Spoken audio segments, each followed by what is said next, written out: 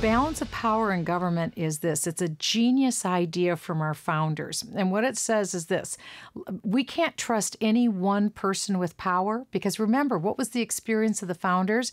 They had a tyrannical king, and they saw how dangerous it was to concentrate all power in one individual. And so they divided power because they understood human nature. They understood that man tends to be evil, that we're born in original sin, and because we're born in sin, we have to be tamped down from our evil ways. So what the founders decided is there would be power for federal issues at the federal level. There would be state power, state government officials, and local officials. So they divided power vertically between federal, state, and local. Then they divided power horizontally, meaning at the federal level, there's a president, there's a Congress, and there's a judiciary. The president makes the executive decisions, but he doesn't make the laws. He enforces and carries out the laws. The lawmakers are the Congress. That's the House and the Senate.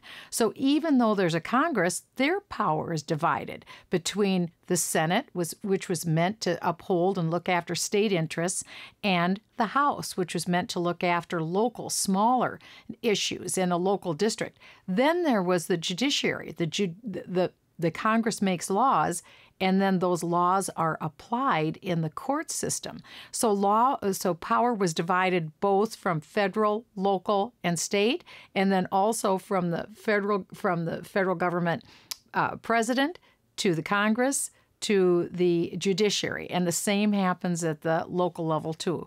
When all of these areas work in their correct balance, in other words, when judges don't act like lawmakers, they act like judges. When lawmakers act like lawmakers and not the President of the United States, and when the President acts with just enforcing the laws on the books rather than trying to act like he is the Supreme Court or she's the Supreme Court, then our government maintains its proper balance and it's finely tuned. But when any of those areas gets out of balance, that's when we get into trouble. The founders were so wise, and they based the construction of our government on the Bible, on the Holy Scripture. And so we have not the most perfect government, but we have about the best that can be devised by man under God.